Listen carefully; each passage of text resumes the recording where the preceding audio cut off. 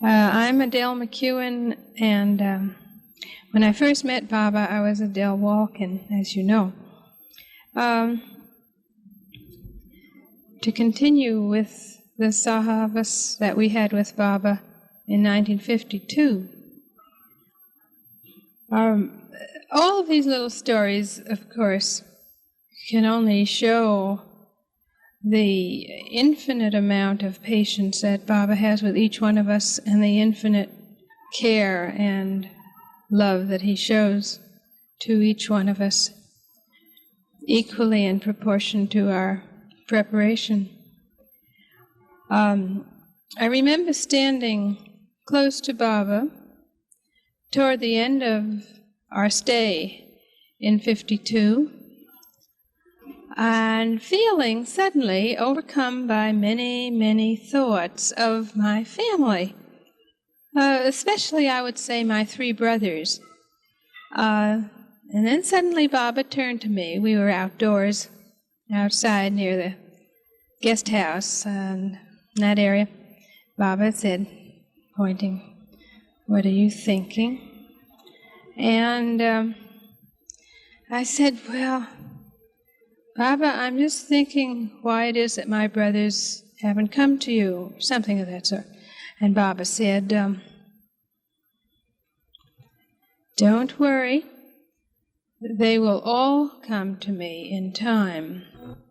Well, I don't think minutes elapsed before I heard my name being called, that there was a long-distance phone. And Baba looked at me significantly, and I left to answer the telephone, and it was my brothers. And they said, "We have finally reached you. We had a hard time," and they notified me of my mother's very critical illness, which I, of course, was totally unaware of. So Baba certainly told me to go on and see how helpful I could be in that situation. And it wasn't more than, I think, a couple of days actually before Baba's departure by automobile on that fated trip to California, which of course he never was destined to meet, because he did have the first accident which he had foretold, saying that his blood would have to be shed on American soil. And I went then and found my mother in a very critical condition. She was under the care of my brother's good friends, since my brothers are physicians. And after a night, I became very ill, and I developed an appendicitis. I think I felt almost better when I found out some days afterward that Baba had this accident. I felt that somehow my physical suffering relieved the kind of suffering I may have experienced if I had heard of Baba's accident and had been in hearty and hale health myself. And somehow, of course, when after days had elapsed and Baba was brought back by ambulance from Prague, Oklahoma, to Elizabeth's home in Myrtle Beach, I did communicate with them, and Baba had known of my mother's illness, and he sent his love to both of us. But then from Myrtle Beach, Baba was taken to Hartsdale, New York, where a lovely home was offered to him, and where he wanted to be in order to continue his sahavas and giving of his love. And I was given permission by Baba to come to him there.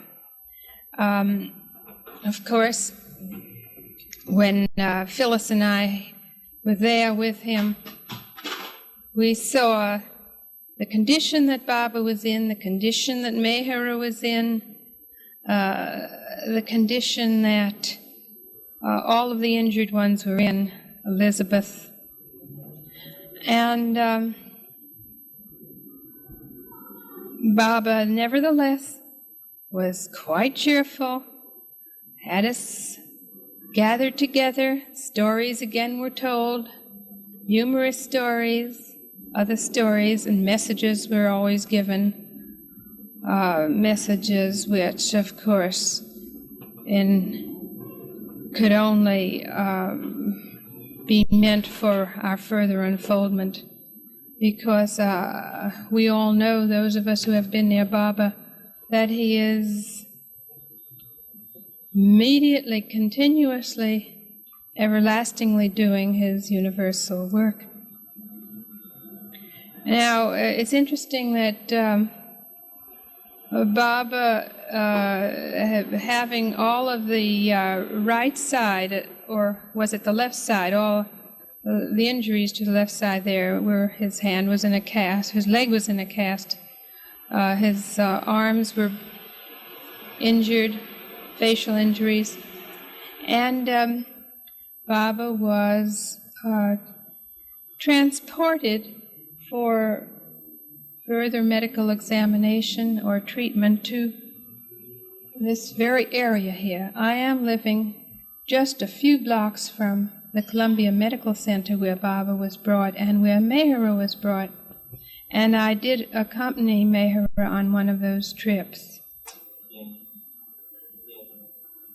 Well, I certainly was very, very lucky to be able to meet Baba each time that he came from 1952 on, which was 1956 and 58. In 56, I was employed and was unable to get away to meet Baba at the Idlewild Airport with everyone. But I thought I had it properly arranged that I could be at the Hotel Delmonico on time.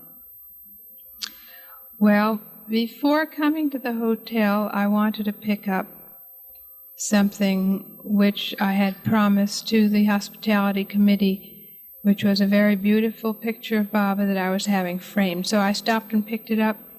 Well, it had always been my ambition since I had met Baba in 52 to save enough money to get to India one day. And so I managed to get all kinds of jobs. In fact, one of the letters I had received from Baba, that Baba had dictated to Mani to send to me before I had even met him, was take any job, take one job after another, Baba had told me. And actually, strangely enough, this was the pattern of my life, that I had tried many jobs one after another. When Baba came in 1956, I was unable to get away on time from this particular secretarial job.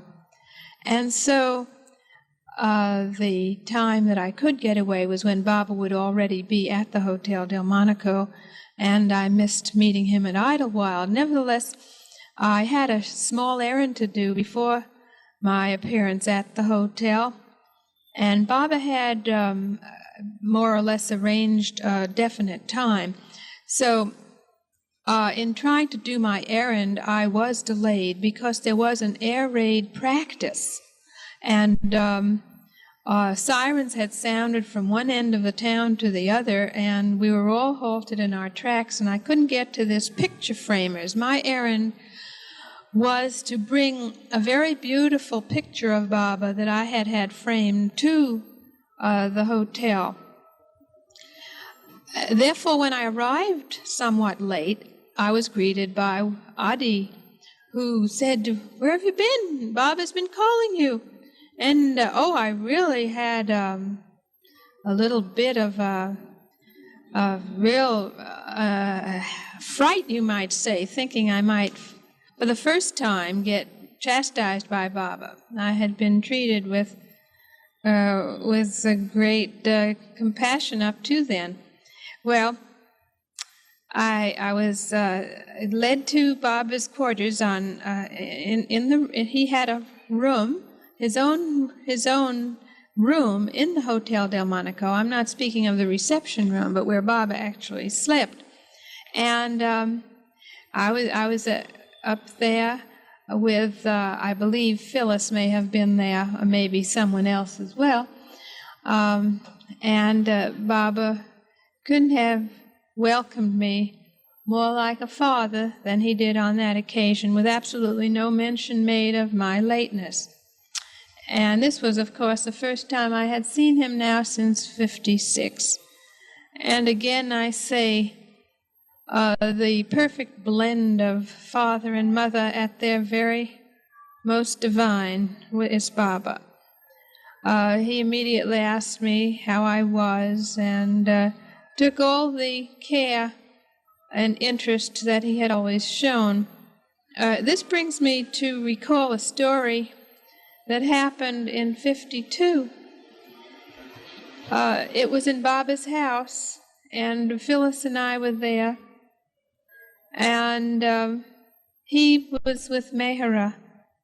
And I must say, whenever I saw Meher and Baba together, I absolutely melted into tears, because it was such so beyond anything I had ever experienced to see the purity of that love between them. I really felt that I was just, I felt I was not supposed to even be in their presence. It was so absolutely beautiful and holy. Well, on that occasion then, in 1952, Baba turned to both of us and he said, very intimately and lovingly, "What, have you any debts?" And we both did have some debts. Phyllis told Baba what debt she had, and I told him what debt I had. And Baba turned to whoever was there, I don't really remember, one of the disciples, and he said, "Please see that these debts are paid." The sums were not very great, but then Baba concluded by indicating, showing that he was our Father and that he was very concerned about us in every way. Now, in 1956, as we skip back to that scene, it was the wish of Baba that any newcomer that any of his older lovers knew would be introduced and brought in by them. And I had a few that I had brought who wanted to meet Baba. One was a young student that I had met while I had been a student myself at Queens College. And she was, to my knowledge, a very likable young woman who had her boyfriend with her, and she showed a certain interest in Baba. I would say she was not really enthusiastic, but maybe curious. And I did not evaluate this in that way. I just was just to meet Baba. And then there were three sisters who had been brought up as theosophists. And there was a gentleman who was sick, who actually had made very real efforts to meet Baba somewhere in India. And on that occasion, Baba would not see anyone. He was in seclusion. And so this gentleman was more than eager to meet him here. Well, as I brought in this one young lady and her boyfriend, Baba did not show much outgoing expression of love in meeting her, which rather surprised me. And as the other three girls that came in were also rather indifferent. Well, I had also introduced some more enthusiastic potential Baba lovers to Baba, but the reason I mention these two is that it again reveals how very little we really know of the heart of one another. When one of these girls came out, she came to me almost very, very sobered. She said, "I just felt that Baba didn't really like me." And she took that to heart, and I think she tried to do something about that. By which I mean that she would try to correct a loose relationship she was having with a young man.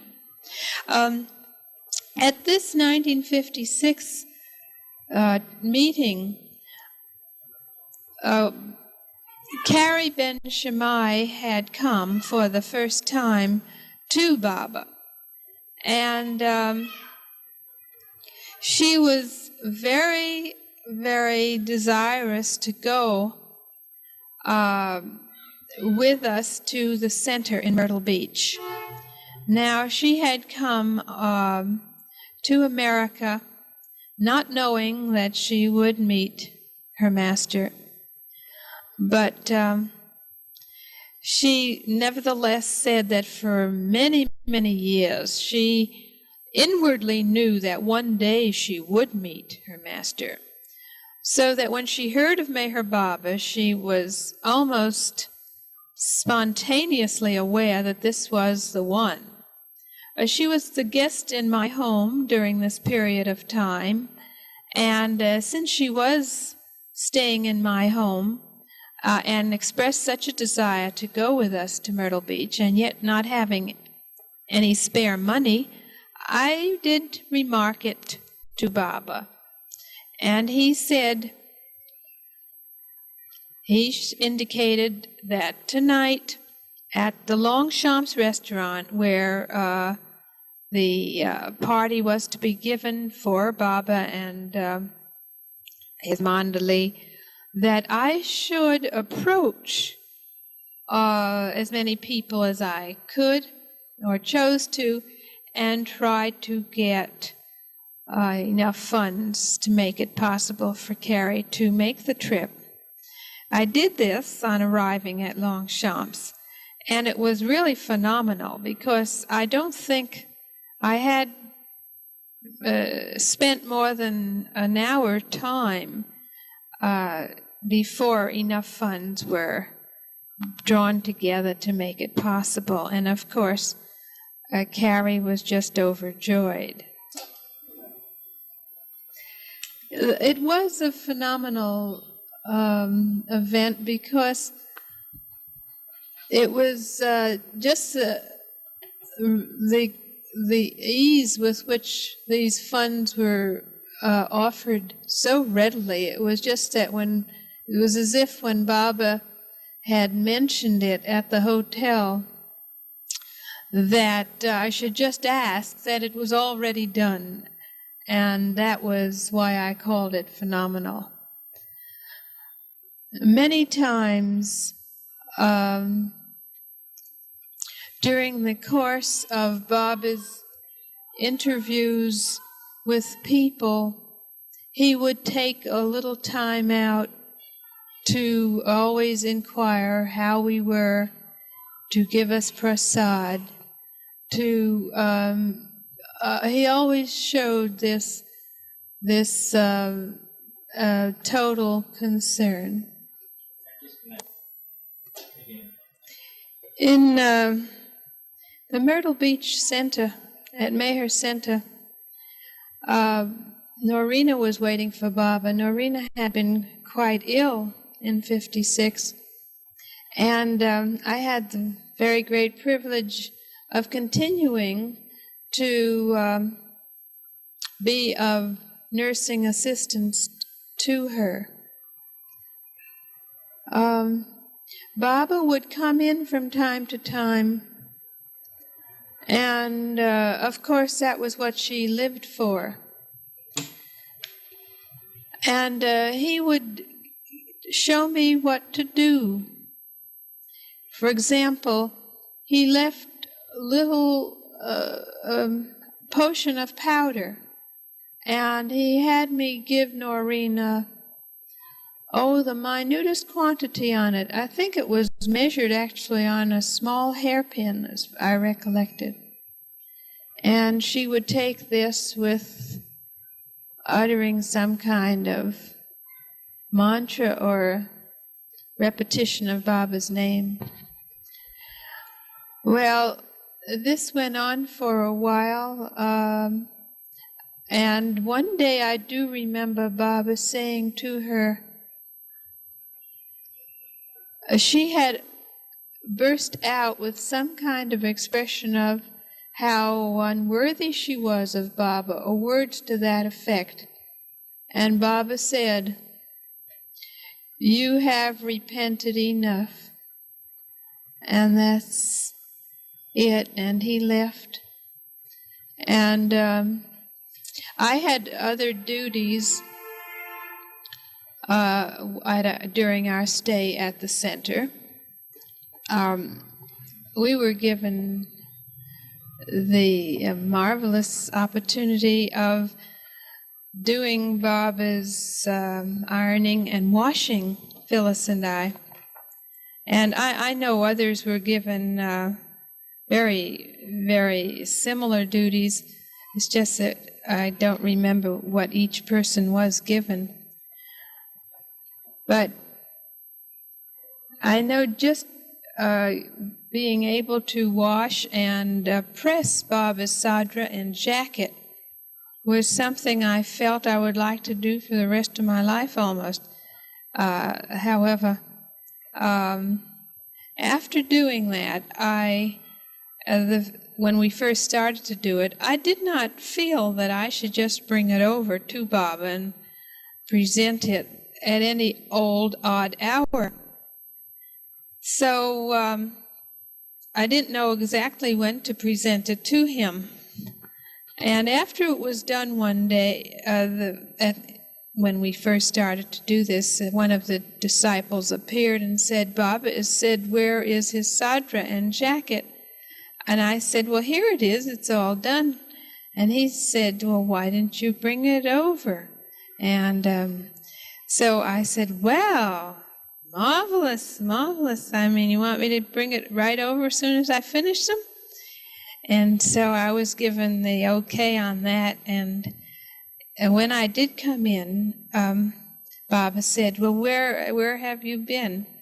Since '56, of course, when Baba had spoken of the planned East-West gathering, those who were close to him and had been put on the must list, of which I was one, that is, as Baba said, some of you must come to India. We had started to save very, very cautiously.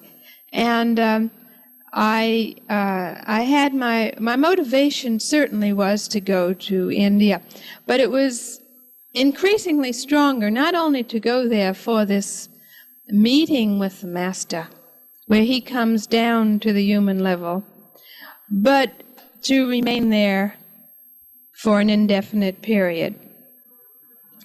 I had prepared myself. I had become a nurse, a professional nurse, a registered nurse, and I had a very close relationship with Baba's disciple, Gohar. Somehow Baba established this link.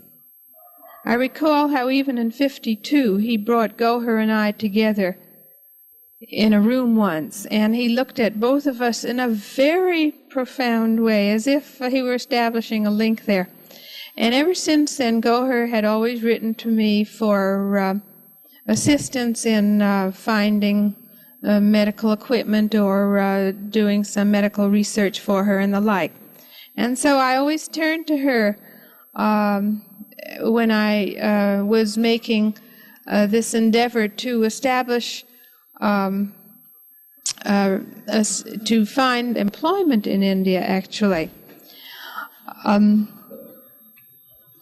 It was, Goher did her very best, and she enlisted the help of other people. Well, finally, it was even approved of by Baba.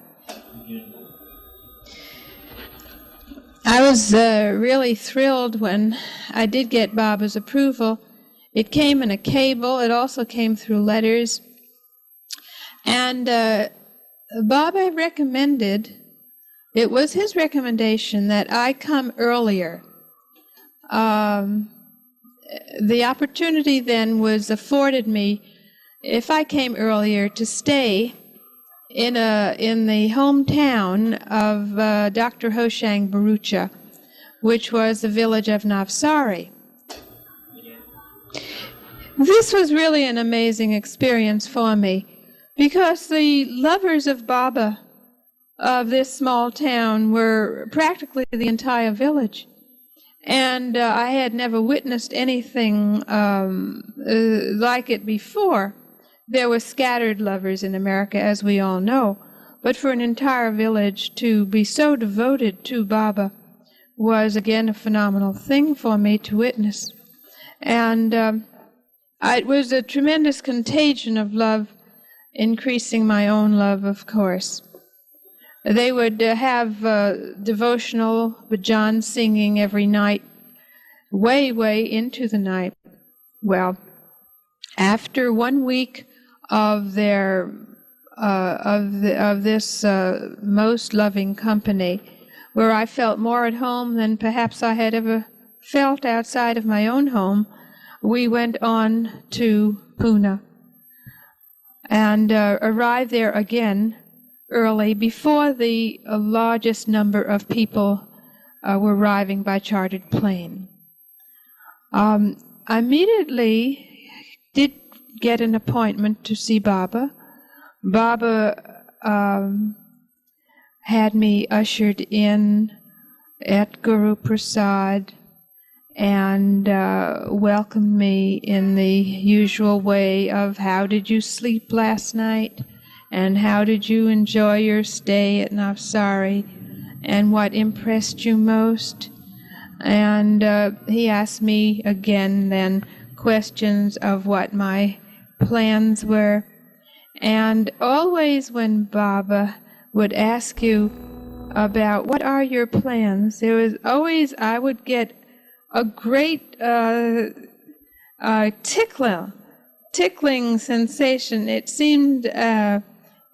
seemed so much like a game, because I really did have full conviction that Baba knew me in every possible way and knew everybody in the same way, both their past, present, and future.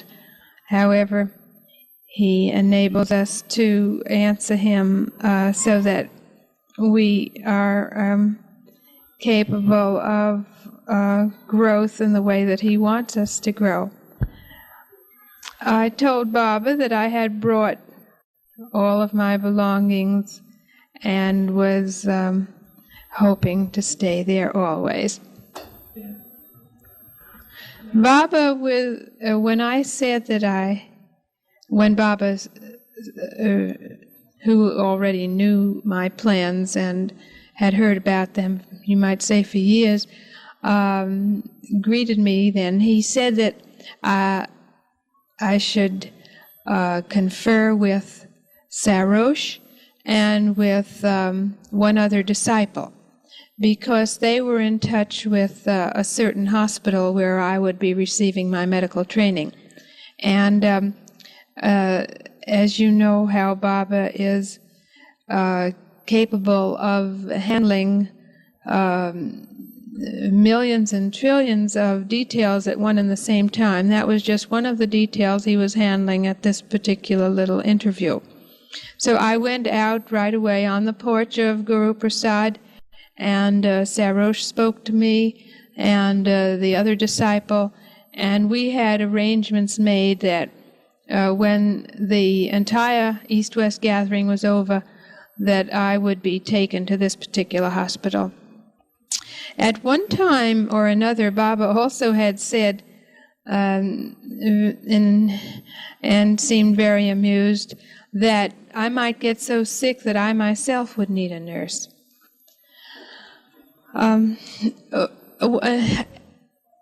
At this time, also, Baba had asked me about a certain young man there who was on drugs.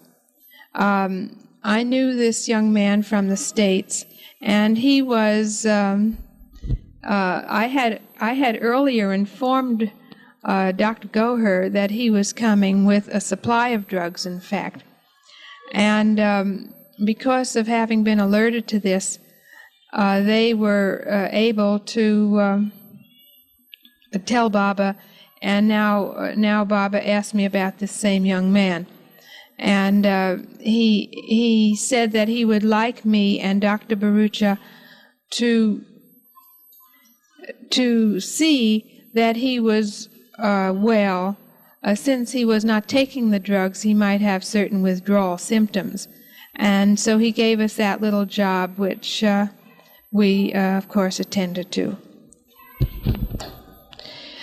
Of course, the whole significance of this is that this was the era before the widespread use of the psychedelics and hashish and the rest, but it was just, it seemed that this young man was a sort of forerunner of what so many young people would do, because for his great love of Baba, and with Baba's grace indeed, he was able to give it up, never, never to return to it again.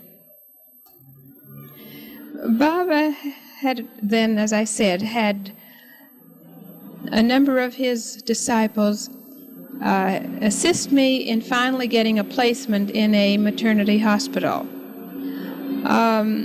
It was a very poor government hospital. It was a Parsi hospital. The period was during the Chinese invasion, so it was a particularly trying experience. Naturally, Baba, knowing just what I would go through, had asked me to write in great detail about my experience, what I thought of it, what was happening. And he would, during this period, fulfill a very, very great wish of mine.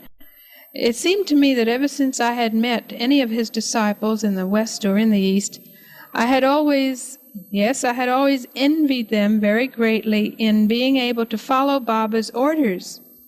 I just thought that really would simplify life. I had a very naive idea about what it is to follow Baba's orders. In any case, in his great mercy and love, he granted me this opportunity, because while I stayed at the Wadia Maternity Hospital, Baba did send me many orders, actually. He told me what to eat, for one thing. He told me that I certainly should try to get to the Monday night meetings in Bombay. He told me which families to visit. He told me not to travel by taxi cabs. These orders sometimes even came by way of a cable. I found those particular orders very easy to follow. They were all to my very great benefit and to my very great enjoyment. Undoubtedly, there were many orders that I was unable to follow, that I wasn't even aware of, but the specific written out orders, I think I followed with some satisfaction, as Baba did indicate in a letter that he dictated that was eventually printed about me in one of the family letters.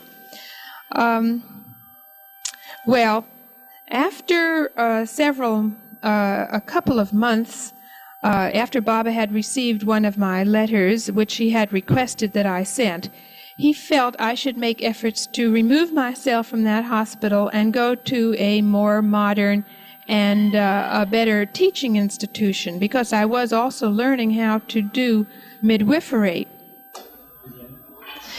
Baba's exact order to me was that he felt I should leave that hospital only when I got another post, and he designated one of the disciples to help me. Well, I did get another post in a much better European-run hospital, actually, and then received a telegram from Baba, letters from Baba, saying that it was he was very proud that I followed his order to his satisfaction.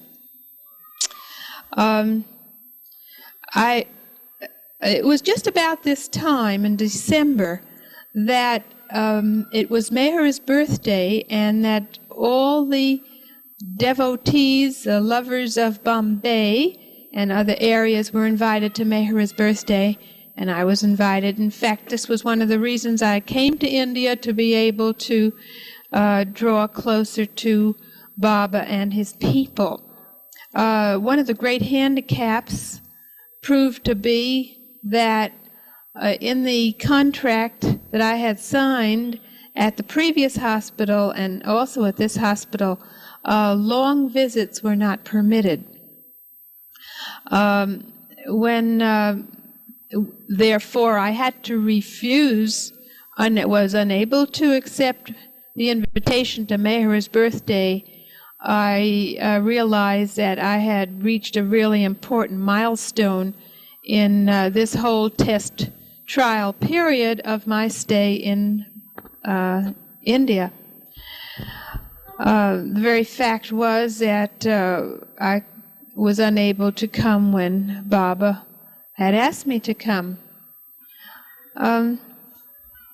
Soon after this, Baba said it would be very important for me to set aside a particular day in January and come to Meherazad.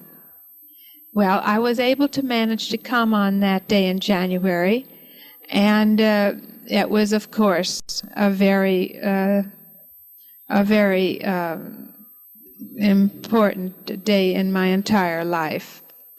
That was in January of 1963 that I drove into Meherazad with Adi Irani, who had picked me up, and Baba was there,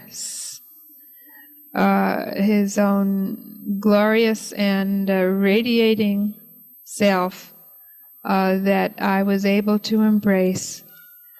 And I also was permitted to touch his feet. Baba said that I should touch his feet. He actually pointed me to his feet, and this was a very great fulfillment of a wish, too, because while I was serving in the hospitals in Bombay, my attention was very often drawn to the feet of the patients. In one way or another, was handling their feet, and one would naturally identify, think of Baba immediately. Baba has told us that the feet are the holiest part of the physical frame. They go through everything, they touch everything. And it was then a very wonderful privilege that Baba granted me, and pointed it out to all the Mandali present. Because at this particular time, Baba was not permitting anybody to touch his feet. And so he dictated on the board, as you see, I am permitting Adele to touch my feet. And Then after Baba had me seat myself and just fall into this incredible atmosphere where you feel bodiless and mindless, and you just feel at one with the heart of Baba somehow. Baba began asking me to speak, ask any questions that I wished. Actually, I have always found that I had nothing to ask in Baba's presence. I just didn't ask questions in his presence, and as I had customarily been like that, I said, I have nothing to ask, Baba. I just am so glad and so thankful to be here, or something to that effect. And Baba said, yes, but this is your day, and I would like you to ask questions. This is your day. I think on the whole, Baba allowed me to stay at Meherazad approximately 6 hours. So either I or Baba brought up certainly the fact that I had now found a new post, and again Baba commended me for following his order in getting the new post and then, only then, leaving the old hospital. And he asked me how I liked it. The new post was in a Catholic institution, and there is a little amusing story here. Baba said, well, when you're there, these nuns and workers, they go to morning mass, don't they? And I said, I assume so. And Baba said, crimping up his face, he says, do you think you'll like that? And I, never having really gone to morning mass, I too was dubious, and I was really very amused. Well, then Baba went on to ask me things like he has asked others. Baba said, if I were to ask you, would you go naked in the street, would you do that? And I said, Baba, you would help me do it, and then I would. And then he immediately made the sign of approval to all the Mandali. He was very glad that I gave such an answer. I had, I might say, before going into Baba, been a little briefed by both Khorshid, who is one of the women Mandali, and Adi, to make sure. As I said before, Baba asked whether I had any questions. Now, I recall that most of my questions were started after Baba had explained that he felt I should return to America, and would I accept that? And I said immediately, yes, Baba. Baba was very pleased that I was that spontaneous, and he told the Mandali about that, and Baba made me feel very good and very noble by saying that I was very obedient. Then my questions started by way of Baba's eliciting them, and I said yes. I said, if I go back to America,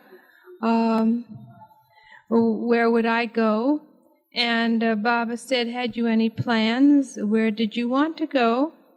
And I said, well, I had been working previously in New York, my home, and I had promised Phyllis that if I didn't remain in India, I would join her in California. And at that time, at that moment, Baba gave no reply. And then Baba asked me what work I would do, and I told Baba that I could do nursing work. I had also been trained in secretarial work. And Baba said, would take, well, I think at this time Baba did say that I should take whatever work suited me. Then it was close to the luncheon time, and Baba said that I was invited to lunch with the girls, and he would see me after lunch. I was then at lunch with Meher and Mani and the other Eastern Mandali ladies in Baba in the home there. By the time I was ready to go to lunch, Baba had already eaten lunch, so that when I came in, I think it was Nadja, gave me a little plate with some of the remains of Baba's lunch. And as we know, Baba eats very little, very sparingly. But those precious morsels somehow just seemed to taste better than anything I had ever eaten in my life.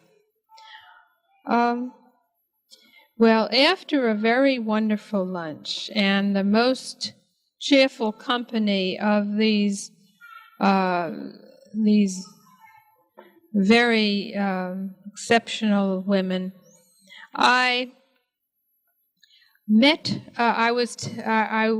with them. We took a lot of photographs, lovely photographs of Mehera and Mani and all of the women, and also some photographs of Baba and myself inside of the hall.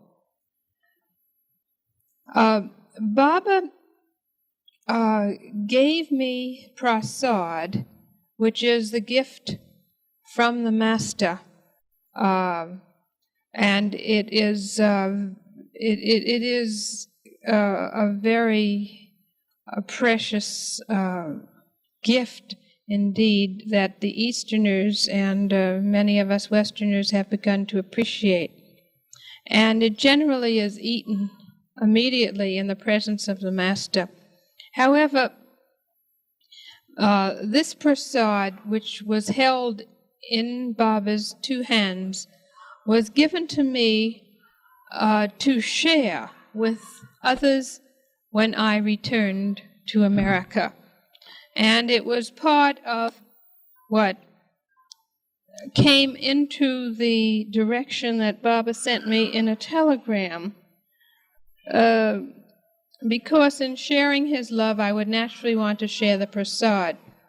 Before I did leave Bombay, Baba had sent me this telegram: "Take me with you and share my love with all who can receive it. My love to you, Baba." This was then my very last day with Baba. Finally, I would say, if anyone asked me what are some of the most important things I have learned in trying to follow Baba for 27 years, it can all be traced back perhaps to one of the first messages I ever received from Baba. "Nothing is real but God. Let these words be inscribed in your heart. Nothing is real but God. Nothing matters but love for God." And out of that central core, I have increasingly become aware of the meaninglessness of everything but God, who is Meher Baba to me.